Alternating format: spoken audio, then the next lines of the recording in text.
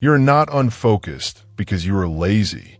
You are unfocused because your mind has been trained to fragment itself. Every notification, every impulse, every moment of noise has weakened your ability to stay with one thing long enough to master it. This audiobook is not about motivation. It is about rebuilding your attention as a skill, through silence, through structure, through repeatable daily rituals. If you follow what you hear next, your mind will relearn how to work deeply, think clearly, and focus for hours without distraction. This is not inspiration. This is reconditioning. Chapter 1. Accept this first. Your attention is broken. Accept this first. Your attention is broken. Not damaged beyond repair. Not defective by nature. Broken by training. That matters, because what is trained can be retrained. Most people misunderstand their problem. They say they lack motivation. They say they lack discipline.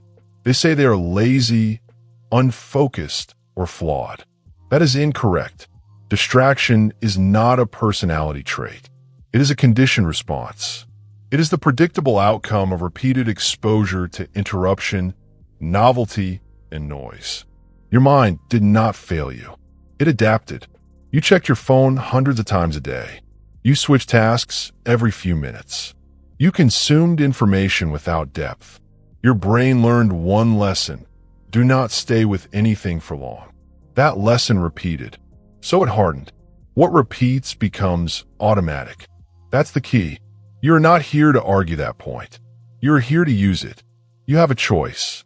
You can keep blaming yourself, or you can correct the system that trained you this way. High performers understand this. They do not shame themselves for distraction. They do not rely on willpower. They rebuild attention deliberately, the same way strength is rebuilt after injury. They treat focus as a muscle. Muscles respond to stress and rest, to repetition and recovery, not to intensity once in a while. Trying harder does nothing if the structure stays the same. That is why most people fail. They attempt radical change. They make emotional decisions. They promise a new life starting Monday. Then they return to the same environment, the same devices, the same interruptions. Nothing changes. Here is the rule. You don't change your life. You change what you repeat. Read that again. You don't change your life. You change what you repeat. That's the key. Your attention is the sum of your repetitions. What you attend to daily becomes what you are able to attend to at all. Short bursts of focus train short attention spans. Constant stimulation trains restlessness. Endless scrolling trains avoidance of depth. It's not about intelligence. It's not about talent. It's not about motivation. It's not about flaw. It's about discipline. Discipline is not intensity. Discipline is consistency under structure. Most people try to fix focus by force. They push harder. They strain longer. They exhaust themselves. That approach fails because it ignores training principles. You would not walk into a gym and attempt to lift the heaviest weight for hours. You would injure yourself. You would quit. Yet that is exactly how people approach focus. They demand hours of concentration from a mind trained for seconds. That is not discipline. That is ignorance. The correction begins with acceptance, not resignation. Acceptance. Your attention is broken because it was trained to be broken.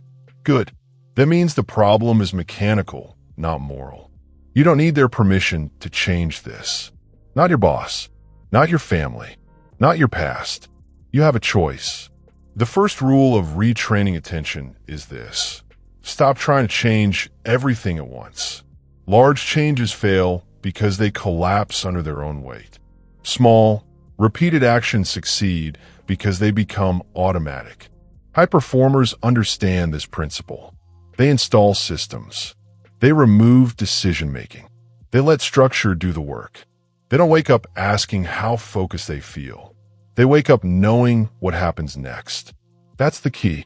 Here is another rule. Never ask your mind to do what it has not been trained to do. If your current capacity for focus is 10 minutes, then 10 minutes is the starting point. Not an hour, not a day, 10 minutes. This is not lowering standards. This is respecting reality. What is trained can be retrained, but only through correct load and repetition. The mistake most people make is impatience. They want results without conditioning. They want depth without boredom. They want mastery without silence. That will not happen. Your nervous system does not respond to motivation speeches. It responds to repeated signals. Same time, same place, same rules. That is how behavior changes. You don't negotiate with the system. You obey it. Another rule: remove moral language from the process. You're not good or bad for being distracted. You are trained. Once you understand that, guilt disappears, and clarity replaces it. Clarity is power. You stop asking, "What's wrong with me?" You start asking, "What am I repeating?" That question changes everything. Look at your day, not emotionally, mechanically. How often do you interrupt yourself? How often do you switch tasks? How often do you seek stimulation the moment effort appears? Those are not accidents. They are rehearsals. Every interruption is practice for future interruption. Every moment of avoidance is training for avoidance. That's the key. If you want deep work, you must first tolerate shallow discomfort. Boredom, silence, stillness. Most people escape those states immediately. That is why they never develop depth. You have a choice. You can keep escaping, or you can begin training. Training does not feel dramatic. It feels repetitive, predictable, sometimes dull. That is how you know it is working. Here is the behavior change to install now. Not tomorrow. Now. Stop framing your problem as "I need to change my life." That language is too large. It invites fantasy. Replace it with this: "I will change one repetition, one block of focus, one period of silence, one constraint placed on your environment." That's the key. You don't need their permission to do this. You don't need to announce it. You don't need motivation. You need compliance. Compliance with a system that trains your attention back to strength. What is trained can be retrained. Say it again. What is trained can be retrained. This chapter is not about solutions yet. It is about orientation. You now understand the nature of the problem. Your attention was shaped by noise, by interruption, by repetition without intention. The next step is not effort. It is subtraction. In the next chapter, you will learn why silence is not optional, why it is the primary tool for rebuilding focus, and why most people resist it. Prepare for that, because once silence enters the system, everything changes. Chapter 2: Silence is not empty. It is a weapon. Silence is not empty. It is demanding. That is why most people avoid it. The modern world treats silence as a problem to be solved. Music plays by default. Voices fill every gap. Screens glow the moment nothing else happens. This is not accidental. Noise keeps the mind occupied. Silence exposes it. That's the key. When you remove noise, the mind turns inward. Thoughts surface. Restlessness appears. Discomfort rises. Most people interpret this as something being wrong. It is not. It is the system revealing its weakness. Silence removes weakness. Noise hides it. Repeat that. Silence removes weakness. Noise hides it. You have been trained to escape the moment effort or stillness appears. You reach for stimulation. You fill the gap. You distract yourself. Not because you are weak, because you were trained to be uncomfortable with silence. Silence demands attention without novelty. That is a skill. And like all skills, it must be trained. Monks understand this. They do not sit in silence to relax. They sit to observe the mind without interference. Elite thinkers understand this. They protect long periods of quiet to think clearly, to see patterns, to reason without interruption. Serious creators understand this. They work in silence because sound competes with thought. These people are not special. They're disciplined. They use silence as a tool, not a luxury. You have a choice. You can continue treating silence as something to avoid, or you can treat it as training. Silence is resistance training for attention. When you remove external input, the mind protests. It seeks stimulation. It looks for escape. That protest is the point. What resists reveals what must be trained. That's the key.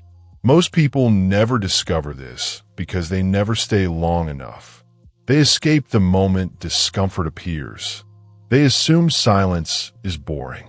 Boredom is not the enemy. Boredom is the doorway.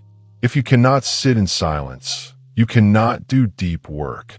Not because silence creates focus, but because it removes the crutches you rely on. Noise allows shallow attention to survive. Silence does not. Silence removes weakness.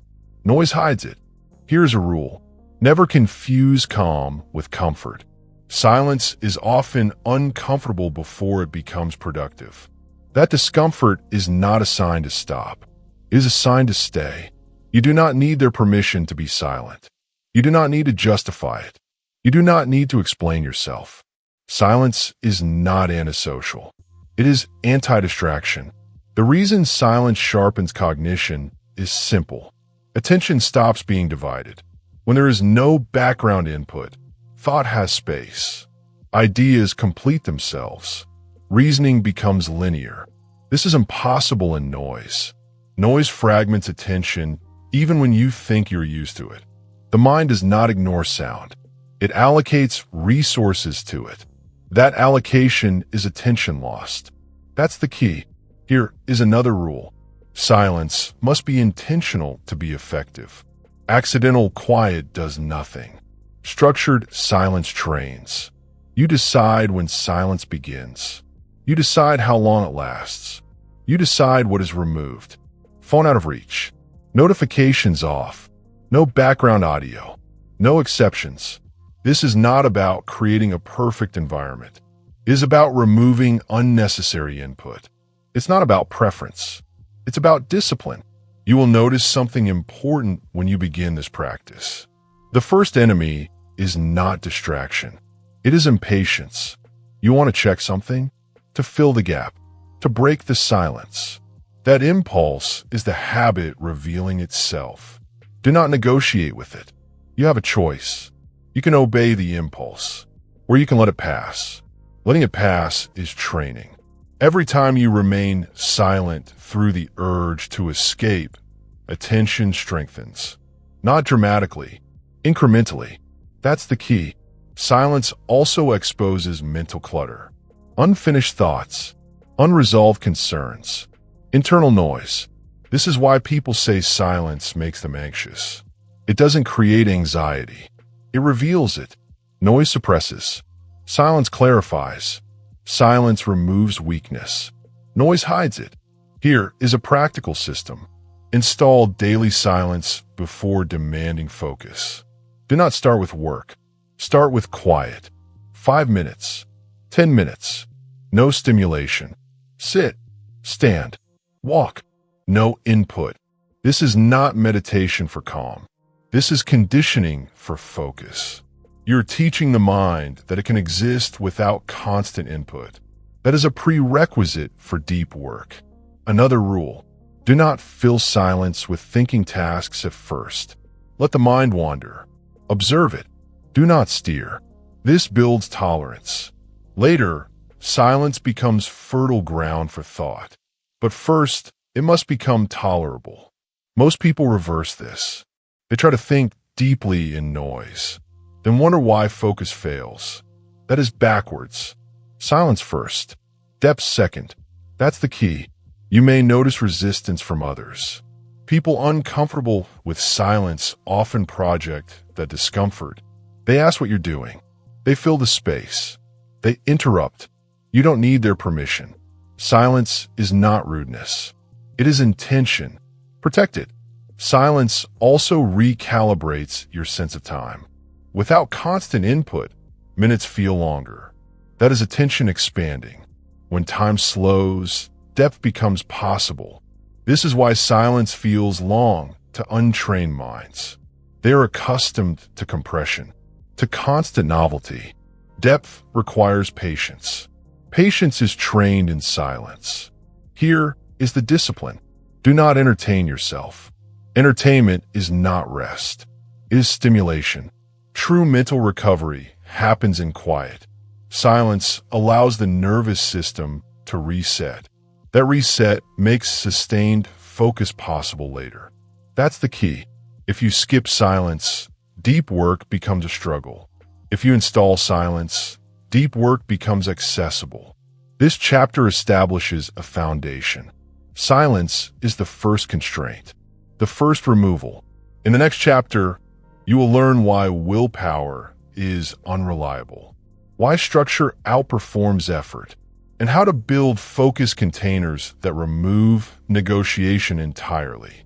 Silence prepares the ground. Structure builds on it. Remember this. Silence is not empty. It is a weapon. Silence removes weakness. Noise hides it. Chapter 3. Stop relying on willpower. Build focus containers.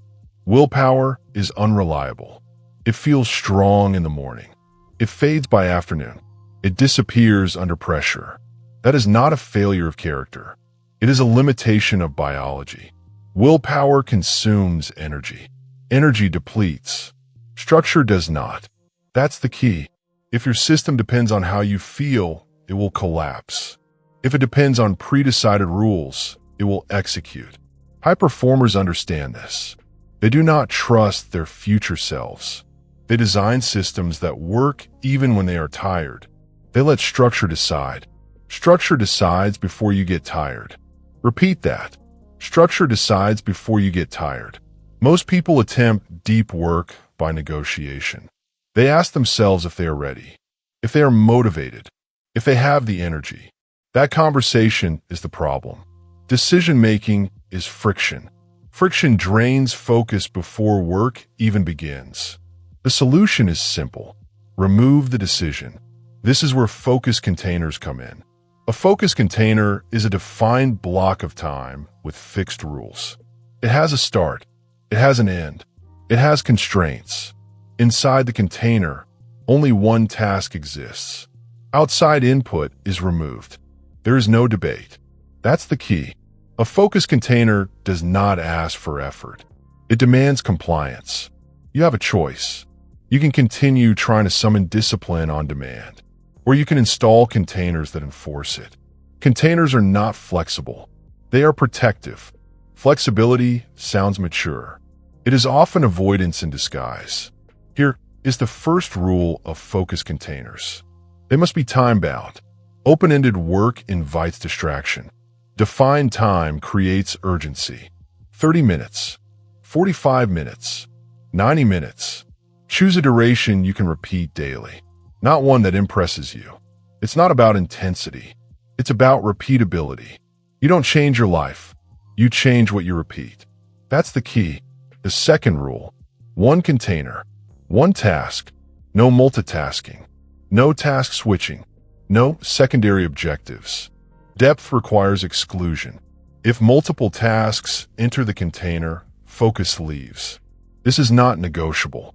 The third rule: remove escape routes before the container begins. Phone out of reach. Notifications disabled. Browser tabs closed. Do this before the session starts, not during. Structure decides before you get tired. If the escape route exists, you will use it. Not because you are weak, because the system allows it. Remove the option. That's the key. The fourth rule: start at the same time every day.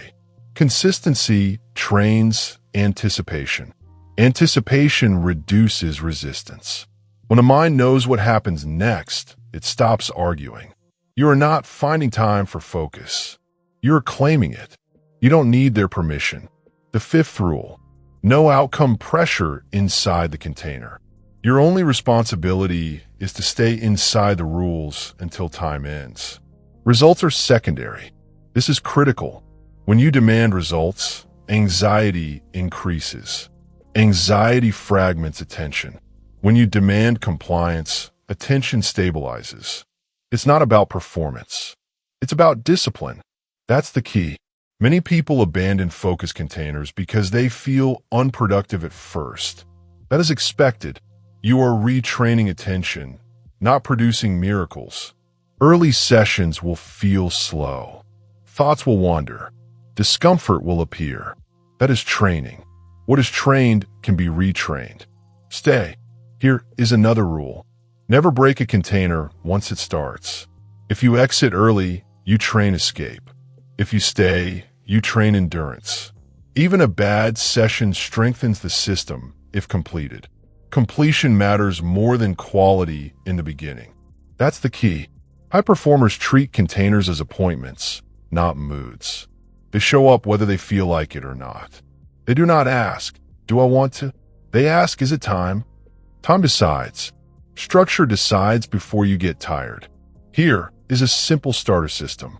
1 focus container per day. Same time, same place, same task category. No variation for the first 2 weeks.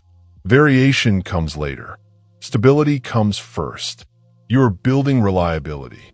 Reliability compounds. Another rule: do not stack containers back to back early on. Fatigue degrades form. Form matters. 1 strong container beats 3 weak ones. Respect recovery. Silence before.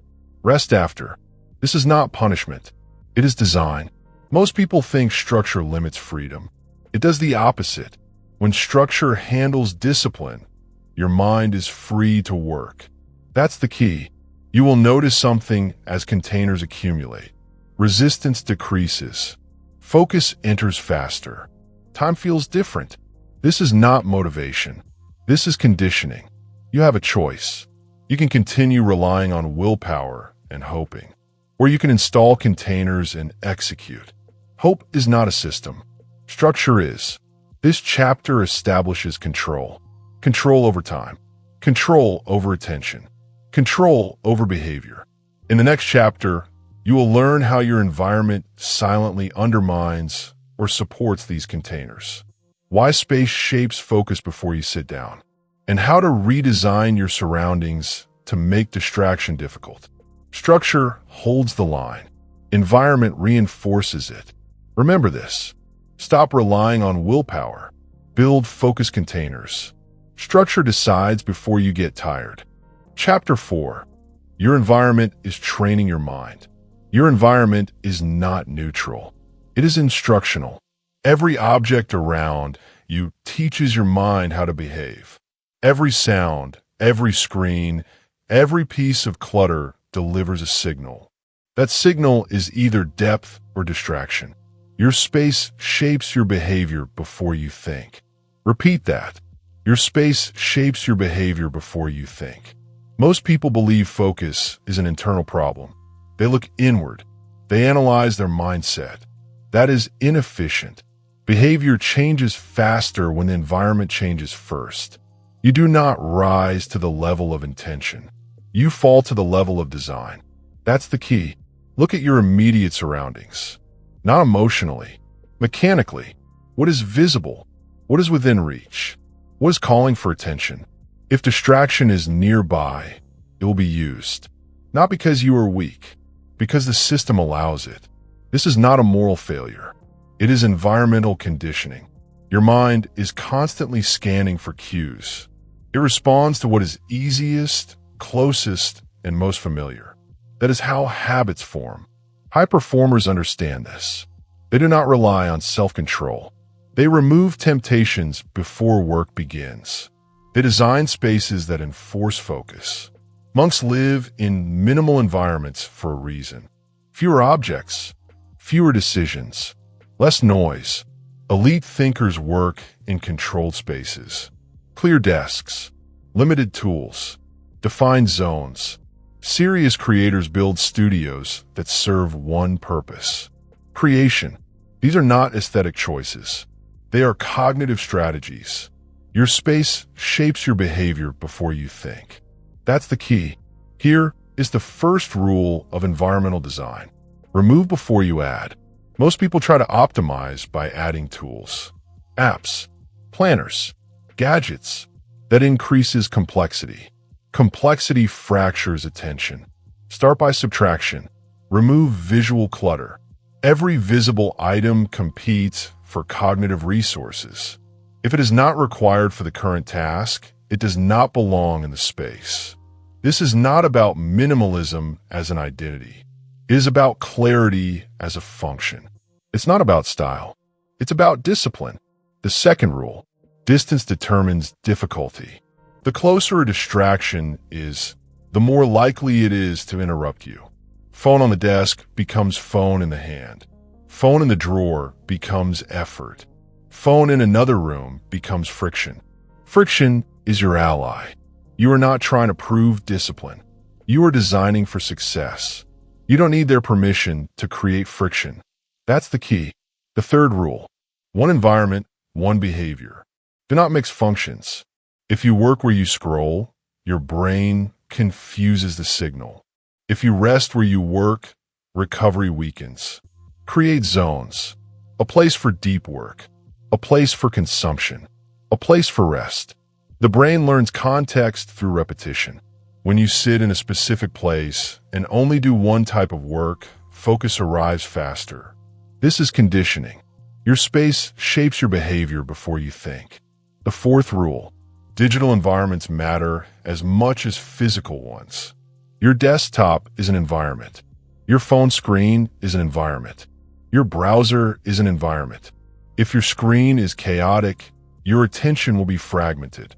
Too many tabs, too many icons, too many notifications. Each one is an open loop. Close them. Silence notifications by default. Allow only what is essential. This is not about missing out. It is about choosing depth. You have a choice. The fifth rule: prepare the environment before the focus container begins.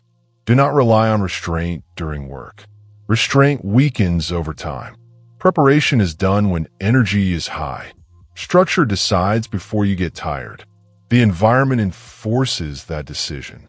That's the key. Many people attempt deep work in hostile environments. Noise, movement, interruptions. Then they blame themselves for failing. That is backwards. You would not train in a collapsing building. Do not work in a collapsing environment. Another rule: if something repeatedly distracts you, remove it permanently. Do not negotiate with recurring problems. If a website pulls you out of focus, block it. If an app interrupts you, delete it. If an object invites distraction, relocate it.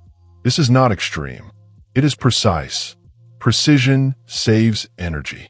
Your space shapes your behavior before you think. You will notice resistance when you begin this process. Attachment, justification, fear of inconvenience. That resistance reveals dependency. Dependency weakens focus.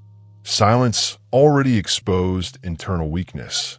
Environment exposes external weakness. Both must be addressed. That's the key. Here is a simple system to implement today.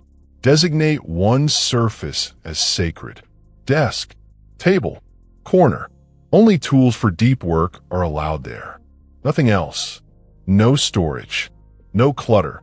No multitasking. When you sit there, one behavior occurs. This trains automatic focus. You don't need their permission to do this. Another system. End each day by resetting the space. Clear the surface. Close tabs. Prepare for tomorrow. This reduces startup friction. When you begin, the environment is already aligned. That's the key. Most people underestimate how much attention is lost before work even starts. Searching, deciding, clearing. Design eliminates this waste. Design is discipline made physical. It's not about willpower. It's about architecture. Your environment is always training your mind. The question is what it is training it to do. Chaos trains reactivity. Order trains depth. You have a choice. This chapter establishes control over space. The next chapter establishes control over ritual. You will learn how to lock focus into place through repeatable actions that remove resistance entirely. Environment prepares the battlefield. Ritual initiates the work. Remember this. Your space shapes your behavior before you think. Chapter 5. The ritual that forces deep work to happen. Deep work does not happen by accident. It happens by ritual. If focus depends on mood, it will fail. If it depends on ritual, it will execute. That's the key. Most people wait until they feel ready to work. They wait for clarity. They wait for motivation. That waiting is resistance disguised as patience. High performers do not wait. They begin the same way every time. Ritual removes resistance. Repeat that. Ritual removes resistance. A ritual is not a habit. A habit is passive. A ritual is intentional. A ritual marks a transition from noise to silence, from scattered to focused, from ordinary time to deep work. Your mind needs a signal that says, now we go deep. Without that signal, it hesitates. It delays. It negotiates. Negotiation is the enemy. Ritual ends negotiation before it begins. You have a choice. You can keep relying on how you feel, or you can install a ritual that decides for you. Ritual removes resistance. Monks understand this. They do not decide when to pray. The ritual decides. Elite athletes understand this. They warm up the same way before competition. Not because it feels good, because it prepares the nervous system. Elite thinkers understand this. They begin work with the same actions, same order, same sequence. These people are not creative because they are free. They are creative because they are constrained. Constraint focuses attention. That's the key.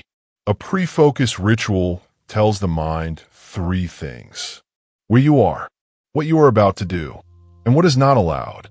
Without those signals, the mind drifts. Here is the first rule of ritual. It must be repeatable. If it changes daily, it loses power. Novelty excites. Repetition conditions. Choose actions you can perform every day, even on low energy, especially on low energy. It's not about intensity. It's about reliability. The second rule, the ritual happens before deep work, not during. Do not confuse preparation with work. The ritual is the doorway. Once you step through, work begins. If you blur that line, resistance returns. Ritual removes resistance. The third rule, the ritual must include subtraction. Remove noise. Remove input. Remove options.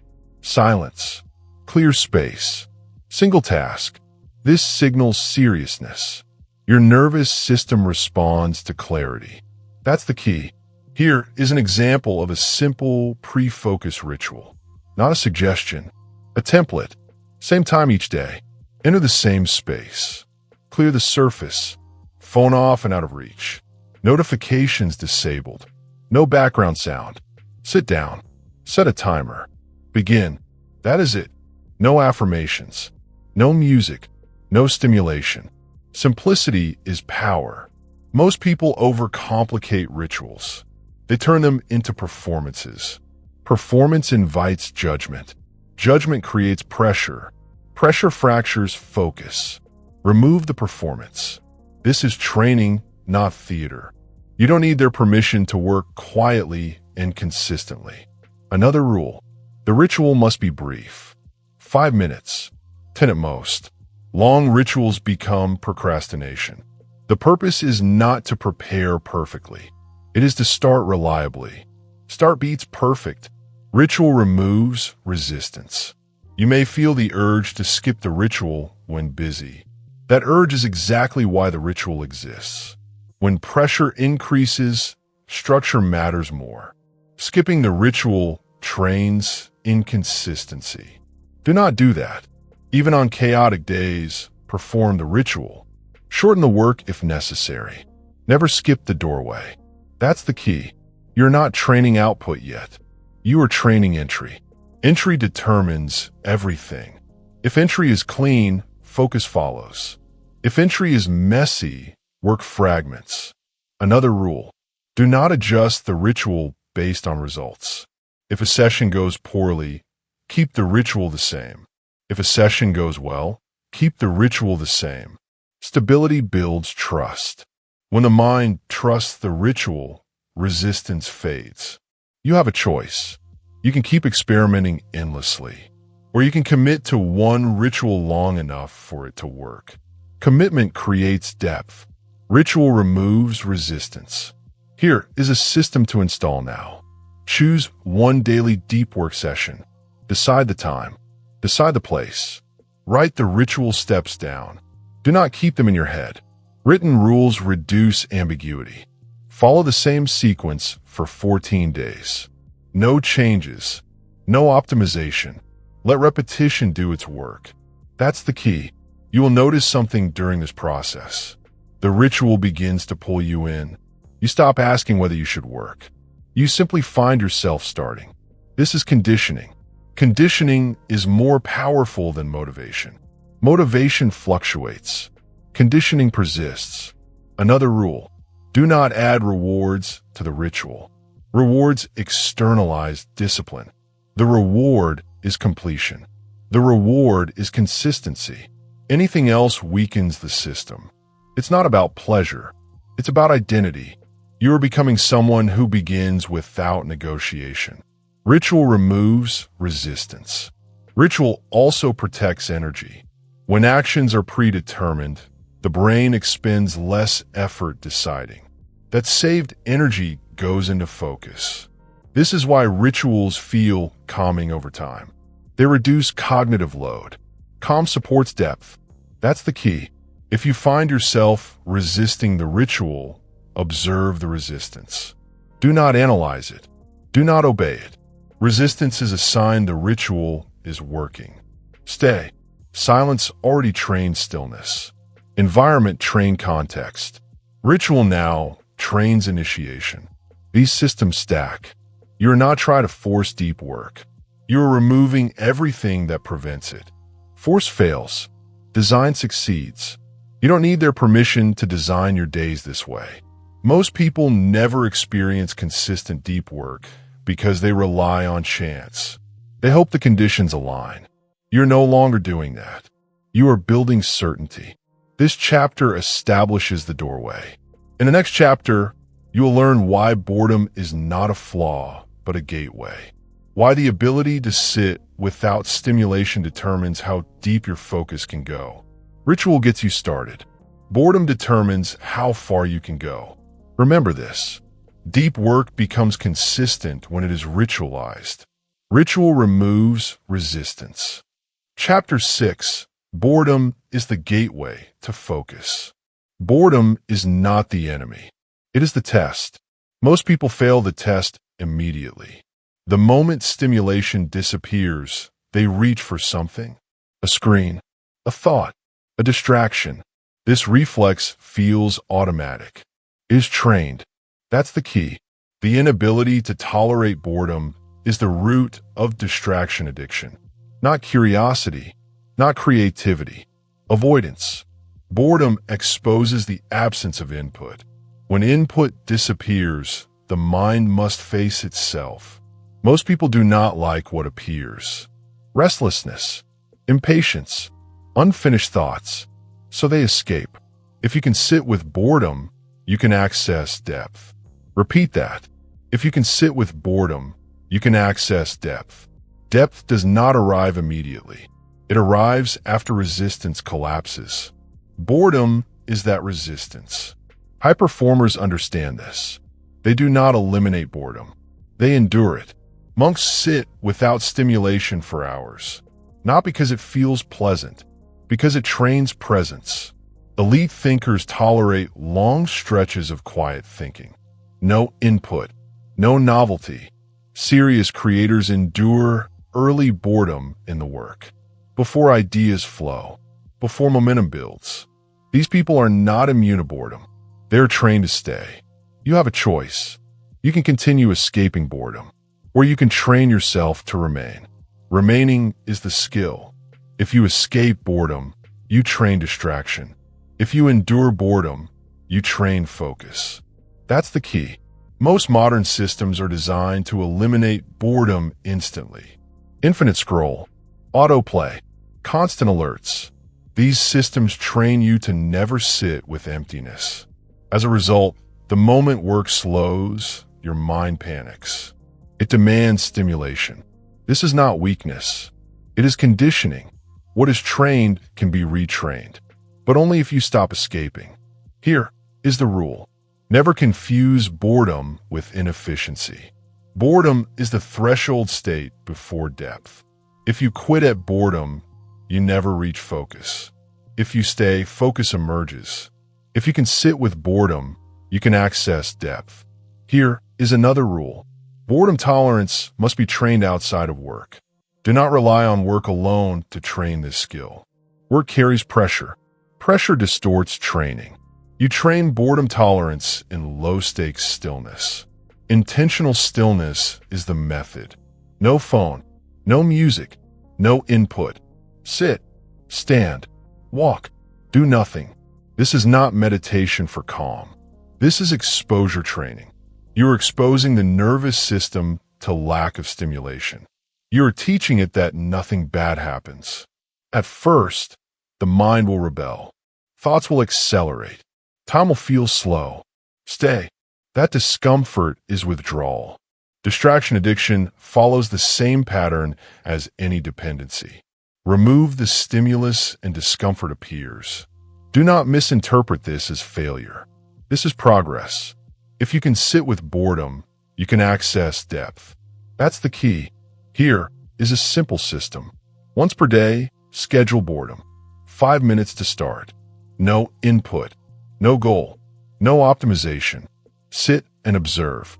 Do not direct thoughts. Do not analyze them. Let boredom exist. When the urge to escape appears, notice it. Do not obey it. You have a choice. Every time you stay, boredom weakens. Every time you escape, it strengthens. Training is cumulative. Another rule: never replace boredom with productive stimulation. Reading, planning, organizing. These are still escapes. Boredom must be pure. Nothing to do, nothing to consume, just presence. That's the key. Most people say they can't sit with boredom. That statement is inaccurate. They can. They choose not to. Choice precedes capacity. You don't need their permission to be still. You don't need to justify it. Stillness is not laziness. It is training. Another rule: expect boredom to appear during deep work. When it does, do not panic. Do not switch tasks. Stay with the work. Boredom inside focus containers is the doorway to immersion. The sequence is predictable. Effort, boredom, resistance, then depth. Most people quit at step 2. That's why they never experience flow. If you can sit with boredom, you can access depth. High performers do not chase flow. They endure boredom until flow appears. Flow is a byproduct, not a goal. That's the key. Here is a mistake to avoid. Do not try to make boredom pleasant. Do not reframe it emotionally. Do not distract yourself with self-talk. Let it be uncomfortable. Comfort is not the objective. Capacity is. Capacity grows through exposure. Another rule: train boredom tolerance when energy is high. Do not wait until exhaustion. Exhaustion blurs the signal. Train when you are alert. That strengthens the nervous system. This is discipline. It's not about flaw. It's about discipline. Boredom tolerance also recalibrates dopamine. Constant stimulation raises the threshold for satisfaction. Silence lowers it. As the threshold lowers, simple work becomes engaging again. This is why focus feels impossible in overstimulated minds. The reward system is desensitized. Boredom resets it. That's the key. You will notice something as boredom tolerance increases. You stop reaching for distractions automatically. Pauses feel normal. This is not willpower. This is retraining. What is trained can be retrained. Another system to install. During transitions, do nothing. Waiting in line, sitting in a room, between tasks. No phone. These micro moments accumulate. They train the mind to accept stillness as default. Default matters. If stimulation is the default, focus is rare. If stillness is the default, focus is accessible. If you can sit with boredom, you can access depth. Most people avoid boredom because it feels like time wasted. This is incorrect. Boredom is preparation. It prepares the mind for sustained effort. It strengthens attention endurance. Without endurance, deep work collapses. You're not trying to feel good. You're trying to become capable. Capability requires discomfort. You have a choice: escape or endure. Endurance compounds. This chapter establishes tolerance. Tolerance for stillness. Tolerance for lack of novelty. In the next chapter, you will learn why multitasking destroys this capacity, why depth requires exclusion, and why one task, one outcome is non-negotiable. Boredom opens the gate. Focus walks through it. Remember this: if you can sit with boredom, you can access depth. Chapter 7. One task, one outcome. No negotiation. Depth comes from exclusion. Repeat that. Depth comes from exclusion. Most people think multitasking is efficiency. It is not. It is fragmentation. Every time you switch tasks, attention is lost. Every context shift fractures your focus. Every interruption trains shallowness. That is the cost. Multitasking permanently damages focus endurance. Not temporarily, permanently, unless you retrain deliberately. Your brain is not designed to perform two demanding tasks at once. It can simulate it, but simulation is shallow. It is surface-level work. It is distraction disguised as productivity. Depth comes from exclusion. High performers never negotiate attention. They assign one task to one container. No exceptions. No secondary objectives. Here is the first rule. One task per session. Everything else waits. No excuses. This is not optional. This is not flexible. This is non-negotiable. You have a choice. You can continue fragmenting your attention, or you can respect the rule of one. Depth comes from exclusion. The second rule: one outcome per task. Do not dilute effort with multiple objectives. If you are writing a report, you write it. Not simultaneously preparing slides. Not answering emails. Not planning next week. Focus is binary. On or off. Divided focus is no focus. That's the key. Every time you dilute objectives, you train your mind to resist immersion. You train shallow thinking. You train impatience. Depth cannot coexist with division. Here is the third rule. Remove negotiation entirely. Do not ask yourself, can I do this right now? Do not wait for motivation. Do not allow compromise. Once the container starts, execution begins. No debate, no argument, no permission required. Depth comes from exclusion. Most people fail because they negotiate the rules. They justify multitasking. They allow partial attention. They rationalize distraction. This is ineffective. It is training weakness. You do not need their permission. You do not need permission from colleagues, friends, or family. You do not need your own permission. You have a choice. Follow the rule, or train shallowness. Here is the system. Before each focus session, define one task, one outcome, one duration. Everything else is forbidden. No open tabs, no devices, no secondary objectives. When the timer starts, the session begins. Do not pause. Do not check. Do not switch. Completion matters more than speed. Completion trains endurance. Endurance allows deep work. That's the key. You will notice initial resistance. The mind will argue. Urges to check messages will arise. Ideas for other tasks will distract. This is expected. This is the point. Every time you enforce single task execution, you strengthen focus. Every time you negotiate, you weaken it. Depth comes from exclusion. Another system rule: use visual cues to reinforce focus.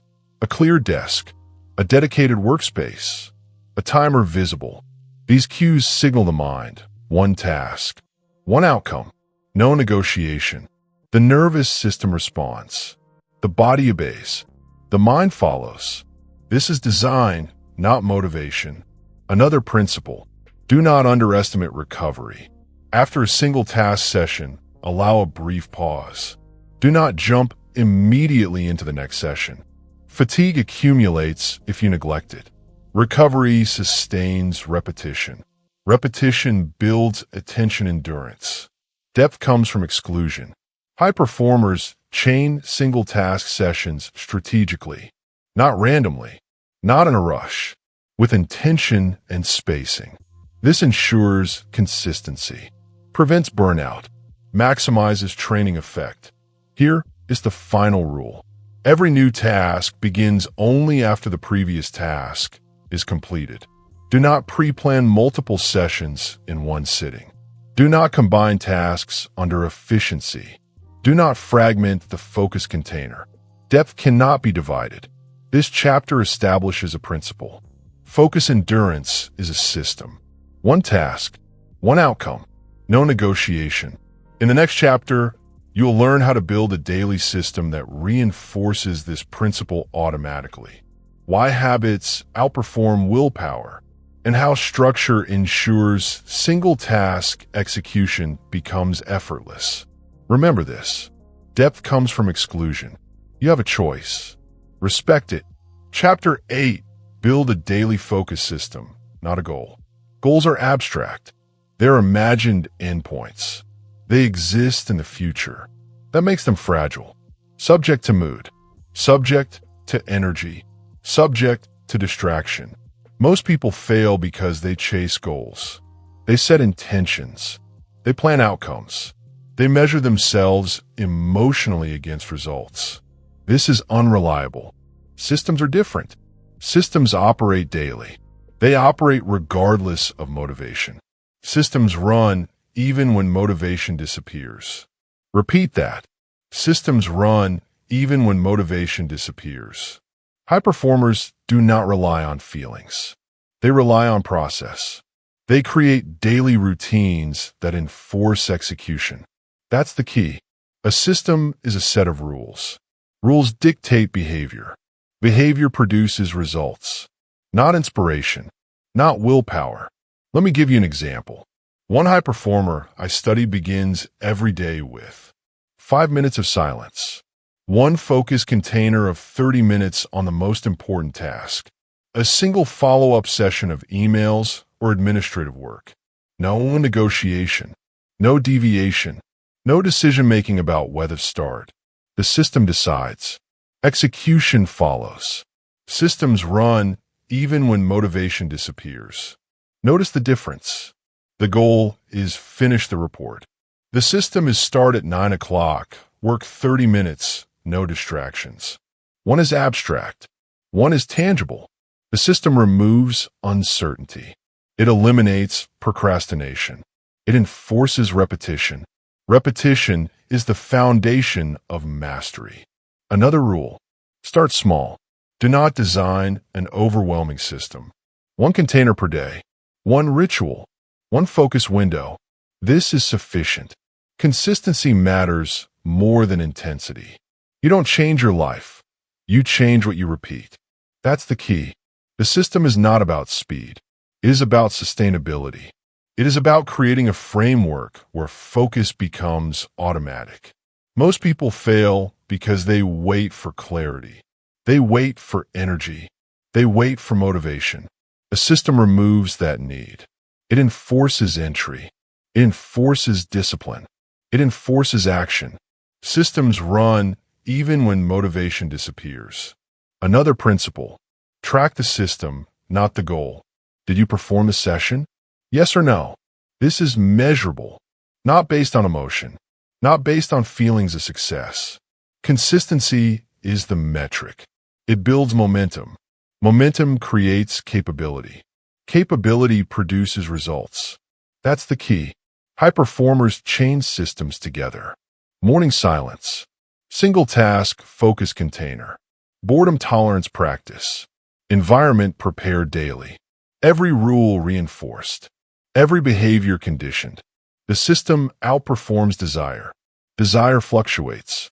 The system endures. You have a choice. You can chase goals, or you can build a system that guarantees action. Systems are forgiving. They allow mistakes. They allow resistance. They continue regardless. Goals punish failure. Systems correct failure. Another practical rule. Review the system weekly. Do not adjust daily. Keep repetition consistent. Adjust only when the structure is failing repeatedly. This is discipline, not experimentation. Systems run even when motivation disappears. A simple example for implementation. Choose one primary task per day. Schedule a focus container for it. Prepare the environment. Begin at the same time every day. Complete the session. Review compliance at the end of the day. No exceptions. No judgment. You're training behavior, not chasing feelings. That's the key. Most people abandon focus because they chase goals. They measure themselves emotionally. They despair when energy is low. Systems bypass this. Systems are mechanical. Systems do not complain. Systems do not negotiate. Systems run even when motivation disappears. Your focus will stabilize when repetition is enforced by system. Your attention will strengthen. Your work will accumulate. Your mind will learn reliability. Another principle. The simpler the system, the stronger it becomes. Do not over-engineer. Do not plan for perfect conditions. Do not rely on extraordinary effort. Extraordinary effort is unreliable. Systems are reliable. You have a choice. You can remain dependent on willpower, moods, and motivation, or you can build a system. Systems create automatic entry. Automatic entry produces sustained focus. Sustained focus produces mastery. This chapter establishes daily execution. The next chapter will focus on the morning, why the first hours are decisive, how to protect them, and how to make attention non-negotiable before the day begins. Remember this. Systems run even when motivation disappears. You have a choice. Build the system. Chapter 9. Protect the first hours or lose the day. The morning is not neutral. It is decisive. Every day begins with a cognitive advantage or disadvantage. How you spend the first hours determines how the rest of the day unfolds. Most people waste it. They check phones. They respond to emails.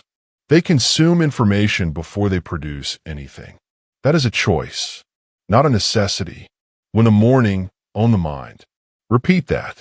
When the morning, own the mind. Attention is strongest in the first hours after waking. It is clean, undivided, unexhausted. If you squander it, focus deteriorates. By midday, fatigue multiplies. Willpower diminishes. Distraction wins. This is why protection is mandatory. High performers treat morning attention as sacred. They do not negotiate with it. They create constraints. They enforce rules. The first principle, silence. No screens. No notifications. No news.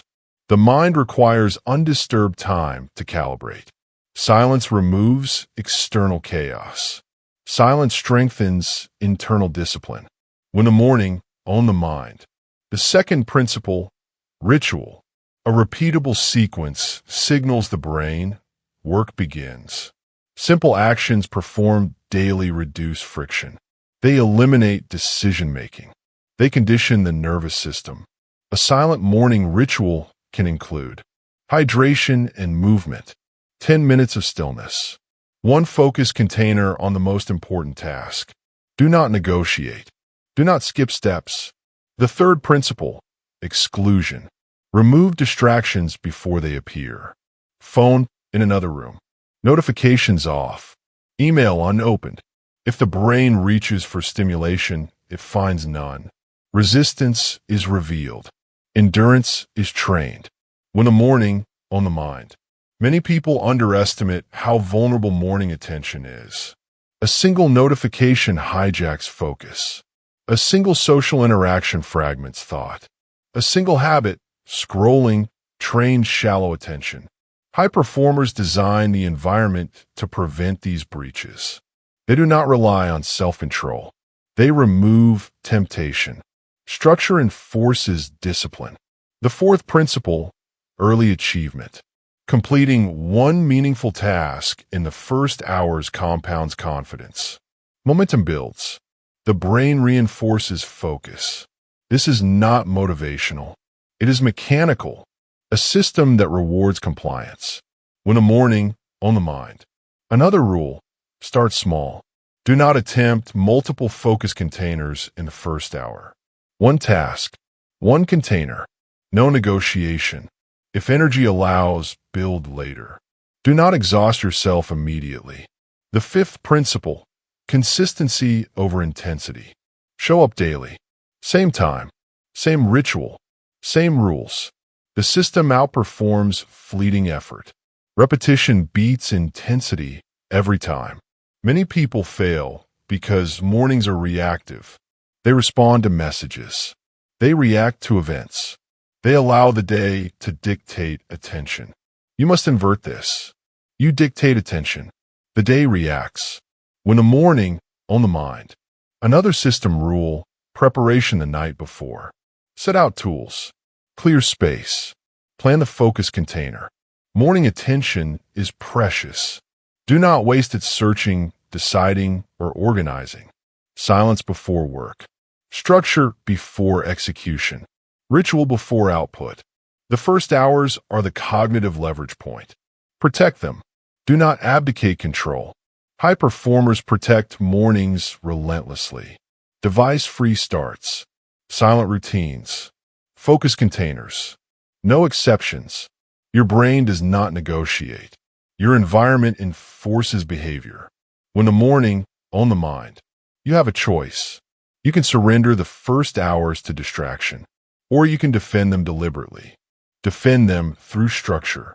Defend them through ritual. Defend them through exclusion. The reward is automatic focus, sustained attention, momentum that carries through the day. Another rule, do not confuse activity with progress. Checking messages feels productive. It is not. It is training shallowness. Early morning work must be intentional, not reactive. When a morning on the mind. This chapter establishes control over daily entry. The next chapter will show why deep work is not a tool. Why it is a lifestyle. Why attention must be reinforced continuously, not situationally. Mornings are decisive. The rest of the day follows their lead. Protect them without compromise. Chapter 10. Deep work is a lifestyle, not a technique. Deep work is not a tool. It is not a skill you use occasionally. It is not a hack to sprinkle into busy schedules. It is a way of living, a framework for your mind, a system for your behavior. Most people treat deep work like a technique. They deploy it when convenient. They hope for results. They abandon it under pressure. That is why focus collapses. Not because you lack ability, because you lack consistency, because you treat depth as optional. Who you become determines how you focus. Repeat that. Who you become determines how you focus. Silence, structure, ritual, boredom tolerance, environment, single task execution, focus containers, systems, and protected mornings. They are not isolated hacks. They are behaviors that define identity. The person you are becomes the person who can sustain attention. Not the plan, not the goal, not the technique. This is the final principle. You do not install deep work temporarily. You embody it permanently. Your life must reflect the practice. Your home, your workspace, your digital environment, your daily schedule. Every choice reinforces depth or trains distraction. Every repetition builds identity. Who you become determines how you focus. Another rule: do not separate work from life in this context. Deep work is not compartmentalized. It is continuous. Rituals extend beyond the work session. Morning silence continues. Boredom tolerance applies to waiting, commuting, or breaks. Environment preparation occurs before, during, and after work. This lifestyle cannot be abandoned for convenience. It is non-negotiable. High performers live this way. They do not negotiate attention. They enforce it with systems and discipline. They build an identity that cannot be distracted easily. That's the key. Another system rule: every new action or decision should reinforce the identity of someone who practices deep work. Do not act in contradiction to your focus. Every choice compounds or erodes attention. Who you become determines how you focus. The reward is not immediate. It is cumulative. The person you train yourself to be produces consistent attention, creative output, and resilience. This is why motivation is irrelevant. It is fleeting. Identity endures. Now you have the complete framework. Silence removes weakness. Structure decides before you get tired. Ritual removes resistance. Boredom tolerance opens the gateway. Single task execution strengthens endurance. Systems enforce action. Morning attention secures momentum. All of these principles converge into one truth. Deep work is not something you do. It is who you are. Who you become determines how you focus. Repeat that one last time. Who you become determines how you focus. Commit to the lifestyle. Do not compromise. Do not negotiate. Do not hope for occasional miracles. Your identity is the lever. Your habits are the engine. Your environment is the support. Deep work is a lifestyle, not a technique. You have a choice. Become the person who can focus relentlessly, or remain the person whose attention is stolen daily. The difference is identity, not effort, not talent, not luck. Who you become determines how you focus. If this framework has reshaped the way you view focus, make it permanent. Apply it daily. Repeat it until it becomes automatic. And share this with someone who needs the system as much as you do. Subscribe now to the channel for the full series of audiobooks on discipline, focus, and building the mind to perform at its maximum. Your attention is your life. Train it. Who you become determines how you focus.